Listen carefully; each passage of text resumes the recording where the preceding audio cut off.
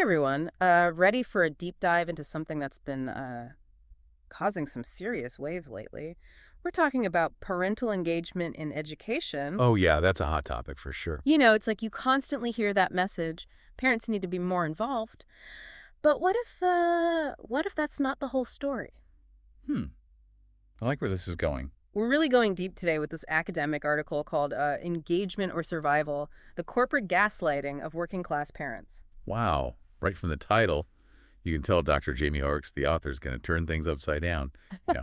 It makes you wonder, like, what are we even talking about when we say parental engagement? Who's really benefiting from that idea? Yeah, and that's what I find so interesting about this deep dive. It challenges the easy answers. Hmm. Dr. Horrocks argues that the system itself, like the whole structure of education, makes real, genuine engagement incredibly difficult. Especially for working class families. Exactly. It's not about parents being lazy or not caring. Right. The article makes that very clear. It's about a system that's designed for compliance, not actual learning.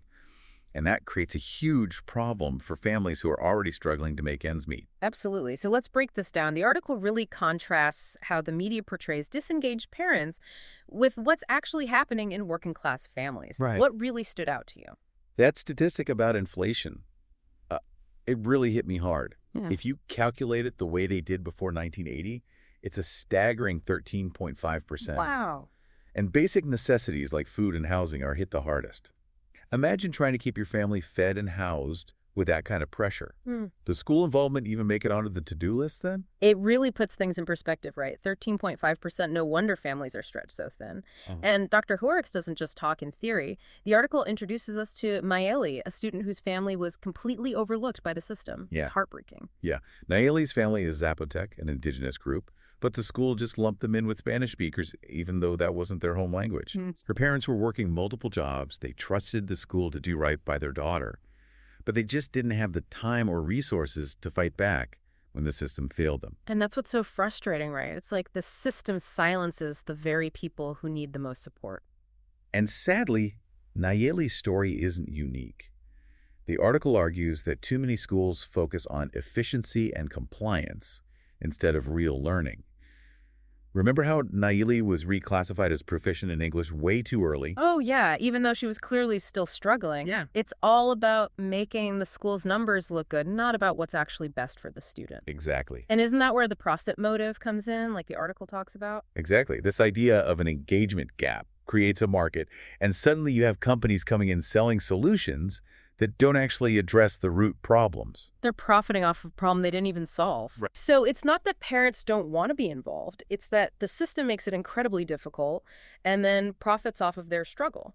That's just wrong. Yeah. What I'm curious about is where does this whole narrative of disengaged parents even come from? That's a great question. And I think it's connected to this bigger issue of blaming individuals for systemic problems. Right. It's easier to point the finger at parents than to face the uncomfortable truths about economic injustice and inequality. It's like putting a Band-Aid on a broken leg. You're not addressing the real problem. And the article goes even deeper, arguing that this engagement gap is being used to gaslight working class parents, making them feel like it's their fault that the system isn't working. It's a way of shifting responsibility away from those in power and onto the shoulders of those who are already struggling. Wow, that's heavy. So we have a system designed for compliance, not learning, and then we blame parents for not engaging in a way that benefits the system, not their kids. What are we supposed to do with that? Well, Dr. Hoerricks doesn't just leave us with all this criticism. The article actually offers some real solutions, and they're not the usual, surface level stuff. Yeah, that's what gives me hope. It's easy to feel overwhelmed by these huge systemic problems, but knowing there are people out there thinking about solutions, that's encouraging. So what does Dr. Hoerricks suggest we do? Well, instead of focusing on getting parents to comply better with a broken system, Dr. Hoerricks says we need to rethink what engagement even means. Okay. It shouldn't be like an add-on. It should be built into the system right from the start. Okay, I'm listening. If we were designing a school system that really valued parental engagement, what would that look like? Okay, so imagine this. Schools become real community hubs, offering not just academics, but also things like social services, healthcare, even economic development support. Wow. It becomes a place where families feel welcome and valued, not judged for their circumstances. So it's less about fixing parents and more about creating a space where families can thrive. That's a pretty big shift in how we think about things. Exactly. Yeah. And within these community-centered schools, parents wouldn't be just passive bystanders. Right. They'd be active decision makers. Think about it. Parents having a real say in shaping the curriculum, the school policies, even how the budget is spent. Now, that's what I call real empowerment. Yeah. But I'm also thinking, how realistic is this? Our current system is so focused on standardization on those test scores and metrics. How do we break free from that? Well, it would definitely require a huge cultural shift. Instead Uh-huh. of chasing those narrow measures of success, we'd need to start valuing things like creativity, critical thinking, and a love of learning. So we're not just tweaking the system a little. We're talking about a complete transformation of what we value in education. That's a bold vision. And it's a necessary one. Yeah. Dr. Hoerricks makes a good point that you can't have real parental engagement in a vacuum. Right. We can't expect families to be fully present in their kids' education when they're just trying to survive. Right. That's why the article pushes for policies that directly address economic injustice. You can't expect a parent to be engaged in their child's schooling if they're working 3 jobs and worried about putting food on the table. It just doesn't make sense. Right. So things like living wages, affordable housing, access to good health care, these aren't just social justice issues. They're essential for meaningful parental engagement. When families are stable and supported, they can show up for their kids in a whole new way. This is really making me think. It's like we've been approaching the problem from the wrong angle. Yeah. Focusing on individual fixes instead of addressing those underlying systemic issues that create the barriers in the first place. And Dr. Hoerricks names those systems directly. Okay. The article talks about economic inequality, racial injustice, linguistic diversity. These aren't just side issues. Right. They're at the core of what makes real parental engagement so difficult. So it's not just about adding some parent workshops or having more family nights at school. Wow. It's about dismantling those systems of oppression that keep families trapped in poverty and disadvantage. It's about recognizing that education isn't just about individual achievement. It's about collective liberation. When we empower families, we empower entire communities. This is all so powerful and thought-provoking, and I'm sure our listeners are feeling the same way, trying to process all of this. It's a lot to take in, but I'm curious, what can we actually do to start moving towards this vision of a truly equitable education system? Yeah, that's a really important question. You know, it's easy to get caught up in the big picture of systemic change. Right.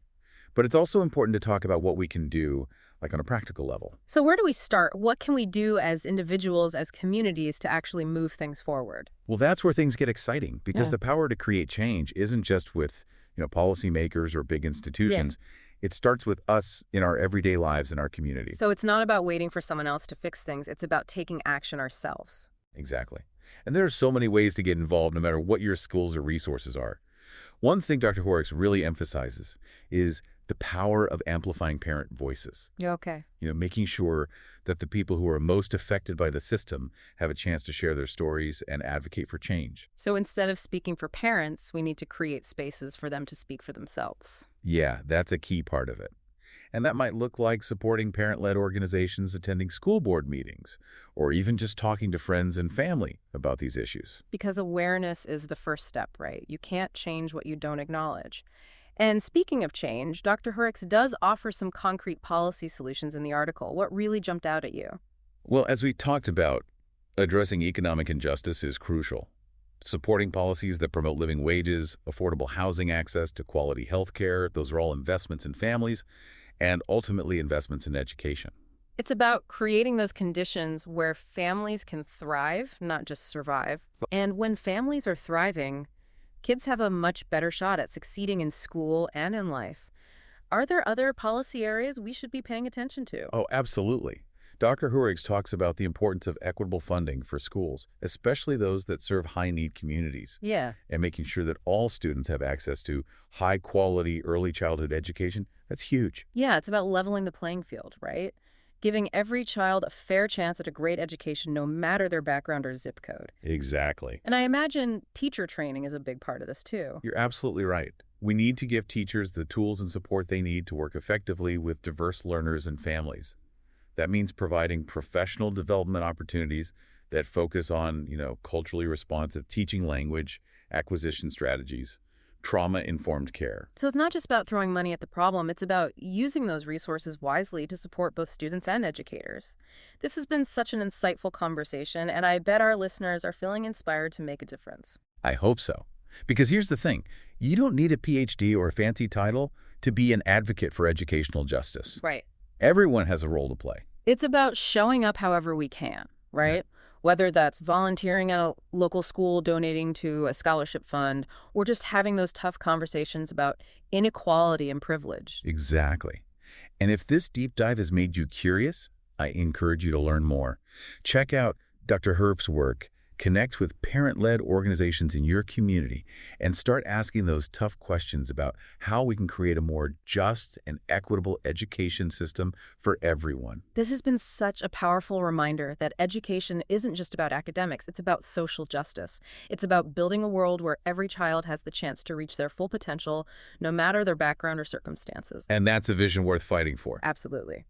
So to our listeners, thank you for joining us on this deep dive. Keep learning, keep questioning, and keep pushing for a better world.